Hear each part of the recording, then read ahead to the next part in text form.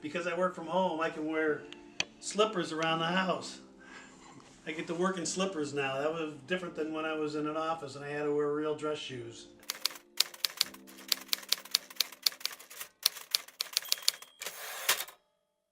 We have three newspapers, the News Star, Inside Booster, and Skyline newspapers, and we also publish a summer activity guide, which is coming out in the next month and a half or so. Actually, these are what's left of an old chain that was started early in the 20th century, the Lerner Newspapers. They were a family of, at one point, 55 or 53 community newspapers that were all over the city and some of the suburbs as well. Went through a series of acquisitions and sales, and in 2008, the company that owned them, Wednesday's Journal out of Oak Park, got in financial trouble because they were expanding into a recession. Revenue fell off the table, and they offered us a deal we couldn't refuse. No money down and a 1-year payoff based on actual revenues. So it was a pretty good deal for us, and we took over our competition at that point, and we merged our newspapers in with the three papers we took over, which at first was the News Star and the Inside, the Booster, and then a year later we took over the Skyline newspaper too. Skyline covers North Township, the Booster would cover Lakeview Township, and the News Star would cover Rogers Park Township. We break them up based on township boundaries, basically. I started out actually for his papers as a writer, but really I like to do the art. What you see in the printed paper, that's me. I make it look like that.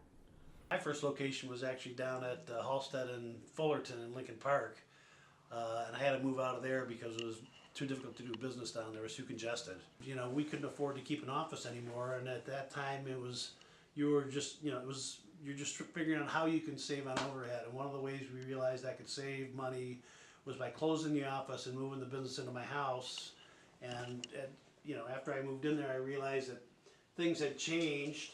There's not a newspaper in the country that hasn't been affected by, the onslaught of digital delivery of content and news.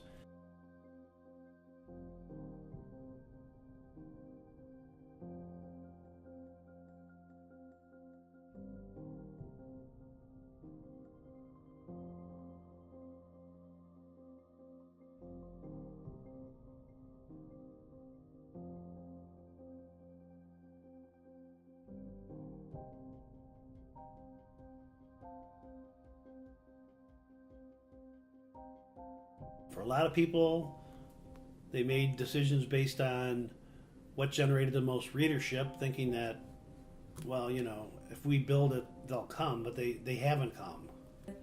PR companies figure we don't have to print anything anymore. We're just going to use email, constant comment or something, and you started to see that people they don't want to advertise. They don't want to pay for it. They don't want to pay for the advertising. And it didn't help that some big newspapers in the country started announcing that print was dead. That was like a big mistake. So it's a real problem for the industry as a whole.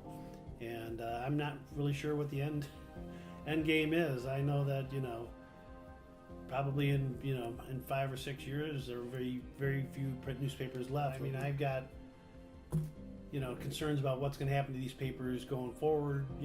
I'm 60 years old, and I'm, at some point I'm not going to want to do these anymore, and I have to find some way to keep these newspapers alive. They've been around for 100 years in these neighborhoods, and they're considered legacy newspapers. There are families that have read these newspapers for 5 generations now. People want to read what's going on in their neighborhood. It's not a new concept, and certainly Chicago's North Side is a vibrant enough area densely populated, that you should be able to maintain a media business in this area, whatever the technology will be, and hopefully find a way to make it profitable. My passion that I had as a teenager remains, and I've never been bored with what I'm doing. I've had good years and bad years, but it's always been fun. You know, I grew up reading the newspaper every day, and there's a certain sensibility to a newspaper, and you know that you can trust it.